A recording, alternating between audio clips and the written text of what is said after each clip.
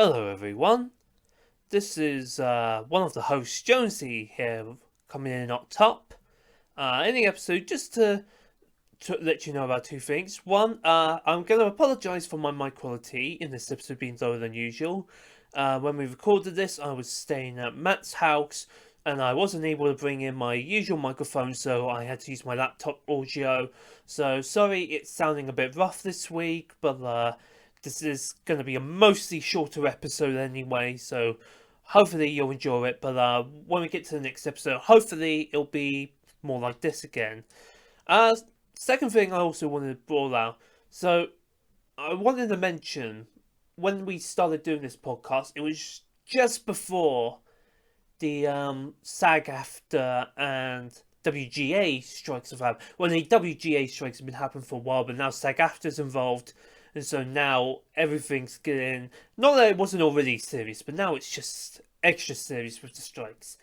And I just thought it'd be good to just sort of step in and show our support, we're all, a lot of us are aspiring creatives who want to get into this film industry.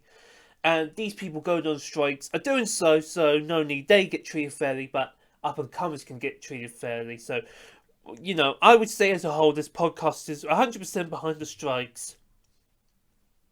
And we are still going to keep, and we're still going to keep recording this podcast, because this doesn't necessarily go against terms. This podcast isn't here to promote any new and upcoming films. We talk about them critically. It's just a critical study of a particular studio. But I thought it was worth mentioning, since studio in question is Disney, which is one of the big targets of the strike. And I just want to say, Disney, we're going in, we're looking at that history and how they define the animation industry and all of that. But my goodness, as a company, hate it. Absolutely hate it. I'm sure some of you may be aware of Bob Iger's response to strikes. He said apparently it apparently disturbed him. That's Bob Iger, CEO of Disney. He said there's a level of expectation that they have that is just not realistic. So he's talking about this is regarding some of the payment. Let's just have a look and see how much poor Bob Iger's working, because clearly he must not be earning a lot if he can't afford to pay they're not incredibly high. I mean, probably still too low, but they're not incredibly high amount that writers and actors are asking for.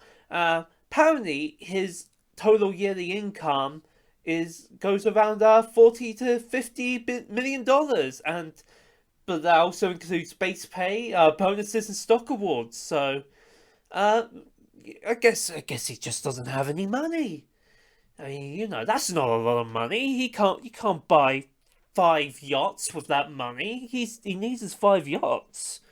Anyway, fuck him, and good on the strikers.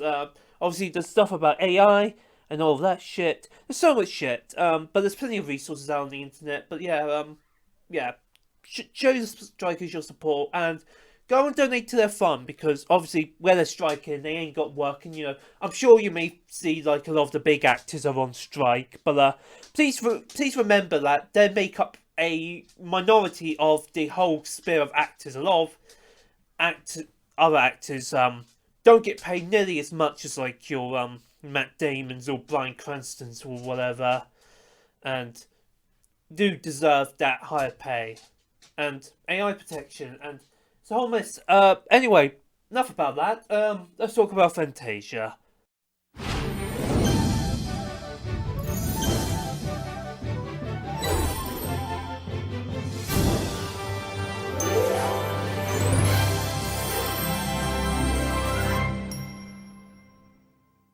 Hello everyone, welcome back to the 3rd episode of Disney Edition. I'm so sorry. She fucked it. I fucked it up. Let me do the intro, and she's already forgotten the title. Okay, let me go again. Okay, give it another go. Okay. They're laughing at me. Hello, everyone. Welcome back. I'm sorry, I keep getting stumped. Okay. I'm gonna script it in my head. I'm not gonna look at my phone either. Okay. Okay.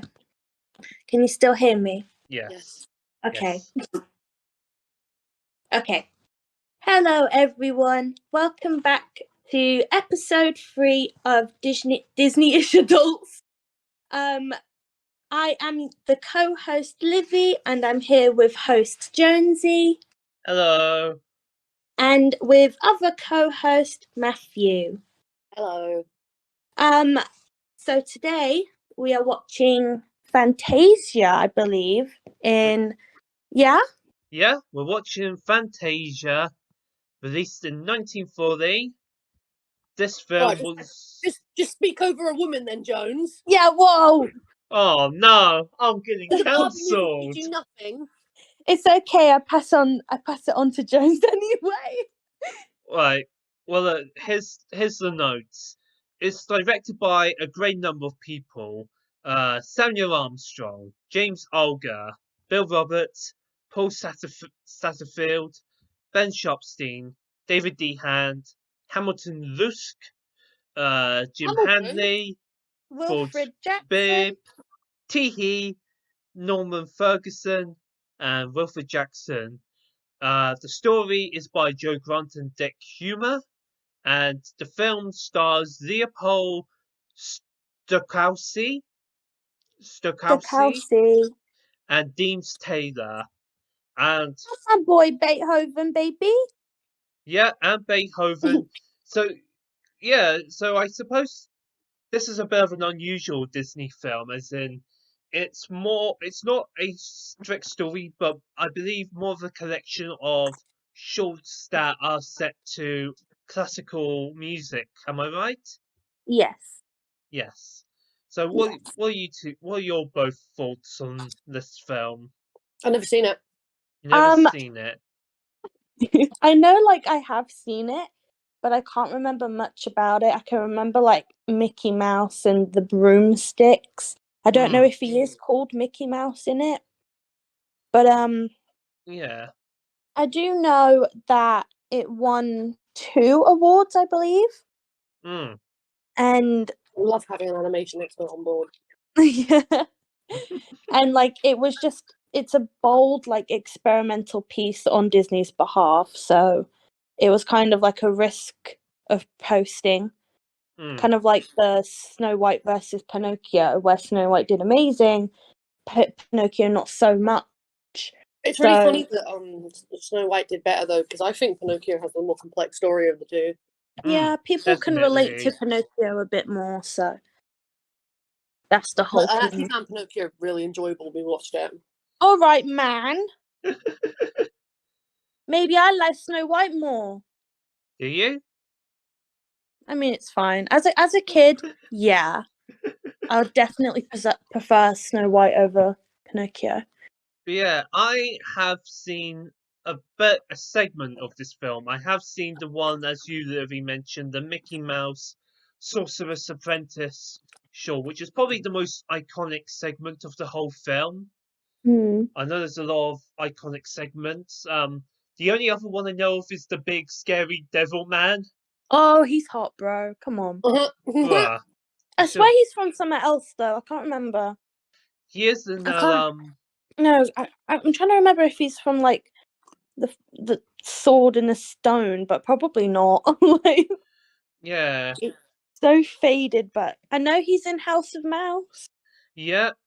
He was also, that Mickey Mouse advert thing that's been meme around, where he's going into the cinema. He's like, "Oh boy, my favorite seat."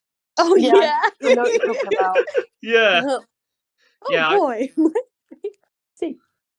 I know the big demon guy is the guy who turns around and scares him. So but yeah, I'm quite excited for this one. It sounds very interesting, and I think if it's going to be focusing on beautiful animation, then I think it could be a good one, and I really remember loving the Sorcerer's Apprentice short. So Yeah, I think that would traumatizing be children at a young age. yeah.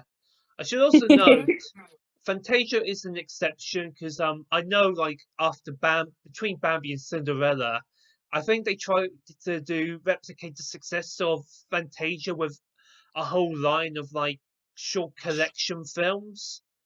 I Like didn't know Fantasia was that popular. I thought it was considered like a flop. No, it was very popular. yeah, It's one of the ones you don't really hear about, I personally think.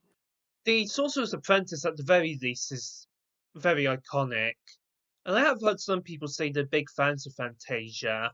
I just went on Google and there was the question of like why was Fantasia so popular? And like it's in capital letters and underlined.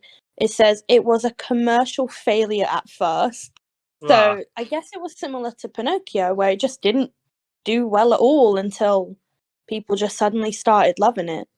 But that's the thing though with stuff hmm. like this is you've got to make shit unliked stuff before you hit that like pot of gold, you know? Yeah. Yeah.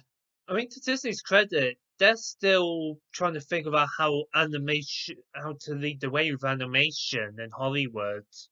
Yeah, I Yeah. mean they had it briefly during the renaissance of their animation, but they've lost it nowadays. They're not on top nowadays. Oh, for sure, for sure. We'll get to that like a couple, like a good, like near 100 episodes down the line. Because the people who make like Into the Spider Verse and like Mitchell's versus the Machines and even like Nimona, all like that new like 3D 2D hybrid of animation, like Yeah. Disney just seems to not be going towards that and just shying away from the evolution instead of going on like following it, you know. Yeah, because in For a recent, company, go on, sorry. yeah, I was gonna say in these days, when you hear of animation, you're hearing like Sony with Spider-Verse or Netflix with Nimona, Yeah, as you literally, Netflix say. and Sony are really up there when it comes to Yeah, animation. even DreamWorks is overshining Disney with like Puss in Boots and that. Yeah, literally, DreamWorks has always been a good underdog though. I like Mm, DreamWorks. yeah, DreamWorks are quite good, but yeah, but as I was saying, yeah. So yeah, I believe between like I say, Bambi and Cinderella, they did try and do a number of these, like Make My Melody and no, Make My Music, Melody Time, um, all of them, which we were going to cover, but I think we all decided to just skip over them for the minute. We might come back to them, but with Fantasia being an iconic exception, I feel we have to watch it. Yeah, I'm excited to watch it. Not gonna lie.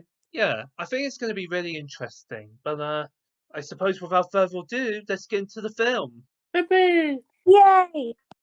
This Disney DVD is enhanced with Disney's Fast Play. Your movie and a selection of bonus features will begin automatically.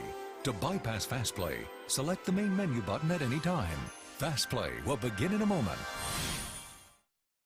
So, we just finished Fantasia. What do we all think? It was alright.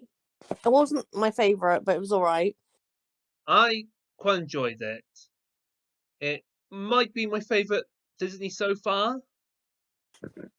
Wow. It was very Wow. nice, very colourful. It Enjoyed was it. colourful and pretty. It was very different from what Disney actually do. Hmm. And It's I did like it at some points. I really did. Like I liked the beginning. I liked the Sorcerer's Apprentice. I liked the dinosaurs.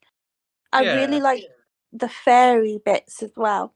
Yeah, there was some really like good standout pieces of animation, but I don't know if the whole like the chorus bit kept bringing me out of it with the orchestra. yeah. Well, shall we go through it, like break it down and go through it like section by section? Yeah. So I think we could start overall by talking about. I mean, Matt just started talking about it. The overarching framework of the film with the orchestra and so we get his name up. Dean's Taylor hosting it. What a, Sounded like Tom Hanks. he did. I could definitely see like if Fantasia was made now, it would be hosted by Tom Hanks. To be fair, there is a sequel, as we know, so maybe he hosts that. Hmm. But Yeah, I thought it was alright. I think it gave like a nice, good introduction to the to each segment. Um, I think it was alright. I think it was a good, decent framework. But okay. So the first section, apparently it's 7 sections there are. So the first section is Toccata and Fugu in D minor. This was the animation section where it was all like there wasn't really any solid this is the only one that didn't strictly have like people or like things. It was very much like a colorscape Yeah. demonstrating the artwork. I quite liked that bit. He was like, "This is how your mind might react when listening to this music." So Yeah. And I think it did a really good job. Like it really captured like the music, I thought, and like sort of the images you might see as it's being played. I guess it was a little long, but it was still really enjoyable. It kept me quite immersed and it gave me a good taste of what was to come. What did you both think? I didn't really like the first one. I found it really boring. That's fair. It is very much a very vibey piece. What about you, Liv? What did you think? The first section, I liked all the colours and I liked the music because it was so recognizable. I just think it was nice to watch because, as Matt said in the actual viewing, it was like it's like the little strawberry things dancing on YouTube Oh, with the that's the music. next section. Sorry, Oh, this is the one with all the random colors and that in the Yeah, that's beginning. what I'm talking about. Oh, like strawberries. No, she's comparing it no, to like the little like the dancing little like stim videos you get on YouTube. Oh, yeah, Comparing- sorry. Okay, I'm no, being dumb. I got so confused. I was like, hold on, where are we? Yeah, that's just what it reminded me of. Like my neurodivergent people who like to just watch those for hours will understand. Yeah, this was like that, but for kids in the 40s. Yeah. Yeah, not much to really say about it. The next section was the Nutcracker Suite, which didn't have any nutcrackers in it, but this was the one with the fairies, I like the and fairies. the Hmm. fairies were really nice. They were very colourful, very pretty. Um, I think we also one thing we said throughout the viewing is like you can see the origins for future Disney films in this film, which I think is helped by the variety they go through. But I Yeah. feel like with the fairies, you can definitely see the inspiration from like Tinkerbell and that. Yeah, for sure. We had those the flowers dancing. They were cool, like the Russian like flowers.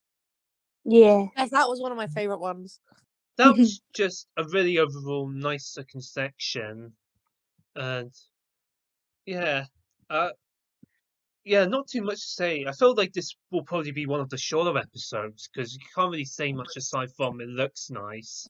Yeah, literally, that's Yeah. all I really have to say about it is that it looks amazing. The music's really good, and while it also isn't my personal favorite thing Disney's ever made, I can appreciate the hard work and the iconography of it. Hmm. Well, speaking of iconography, the next section is the Sorcerer's Apprentice, which is Yippee. definitely the most well-known one. It's the one I watched, and I didn't expect it to bring me, bring me back so many memories when watching it, because I was really quite young when I used to watch that section. I feel like it also stressed all of us out. Like with Mm, the flooding, we were like, oh my god. it is really stressful that bit. Like you have yeah, Mickey just panicking and going through whirlpools, and it's like just more and more being flooded, and it's a really fun and creative it's a really fun and creative piece, I must say. Yeah. And I think it was also a good choice to like bring in one of their known Disney characters into one of these pieces. Okay. And I also really loved the bit where he's dreaming and he's on the cliff with the waves and the stars. That bit was really gorgeous looking. And the tambourines crashing when the waves came up. Yeah, just such great synchronization to music, which is kind of crazy because I can see how you can do that now digitally, but back then when it was all being drawn on paper still.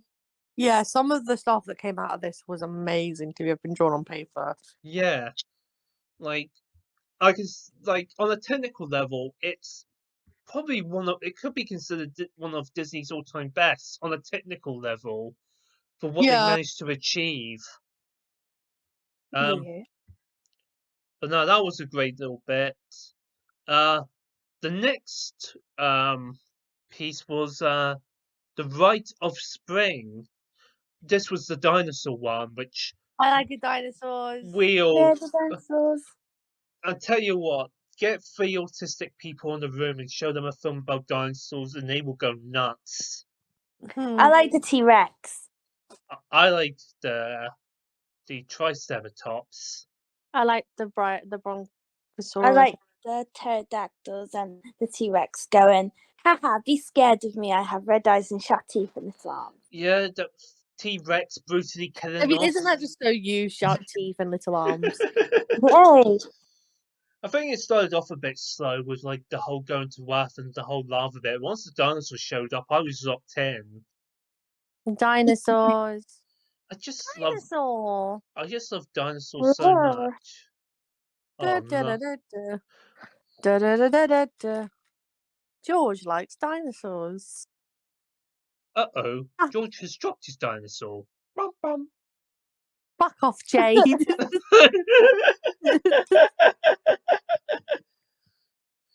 Yeah. Jade. Glory sequence. Then there was an intermission, Uh. which I think was cut out of the Disney Plus version because it immediately went into it. Next bit. This was a cute bit, I thought, where you had Taylor talking to the soundtrack and like you saw the wave of the soundtrack performing different instruments. I thought that was quite a cute little bit and nice to have him interacting. Give him a bit more interaction, you know. It's a quick bit, but it was cute. The next segment was the Pastoral Symphony. So this was the one with all the mythical Greek creatures in. Yes, the little ponies. I think this was a great one. I think this is one probably. I think Sorcerer's Apprentice and the last one, which we'll get to, are my top 2. But this is a strong third. The little pony Pegasuses were so cute. And you had the little centaur woman, the centaur men, because these women just couldn't live in a lesbian society. They had to get men involved. Yeah, like Barbie. disgusting. Yeah, they were making lots of wine. There was some drunk guy coming along with a donkey. And it's just decides to fuck everything up for no reason. He's just like, he's been having a good day. Now we'll see about that. Give him a bit of lightning. Just chucking lightning everywhere. Just chucking lightning. And next segment was Dance of the Hours. This was the ballet piece with all the different animals, like the ostriches, the elephants, crocodiles, hippos. That one was alright. That wasn't my favourite, to be honest. But it was still cute. Yeah. I don't really have a lot to say about it, other than the fact that it was visually amazing. Yeah. Do you have anything to say about the Dance of the Hours? I'm just thinking because, like, again, it was visually good and I liked the orchestra. But, like, I feel we're all, like, very much struggling plot-wise. Yeah. Because that's mainly where, like, things to talk about or criticism comes from. This is a hard one because we're very like plot and that. We're used to talking about plot and characters. Yeah. But like I've got nothing wrong with it. Yeah. Like, Same. I Well- was just chilling with the whole thing. I did enjoy it. Yeah. Well, quickly, the last segment, the Night on Bold Mountain and Ave Maria. Ave Maria was kind of a weak one to go out on. Yeah, that one didn't. I felt like it would have gone out a lot stronger on Night of Bold Mountain. Mm. Like I get to thinking why they put the two pieces together, but I think if they kept it with Bold Mountain and the giant demon, who I imagine traumatized a lot of kids, then yeah, it would have been better. But yeah, that's it. This is a really short one. It's making me glad we didn't do any of the shorts, Mm. because this would have been this for a few weeks. But hey, we covered Fantasia, and we'll come back around to Fantasia 2000 when we get to that eventually. But what scores are we giving this one? 2. Damn, you're really just going out there. I can appreciate the visuals and the hard work that went into it and the iconography, but other than that, there just wasn't a lot in it for me. Yeah, that's fair.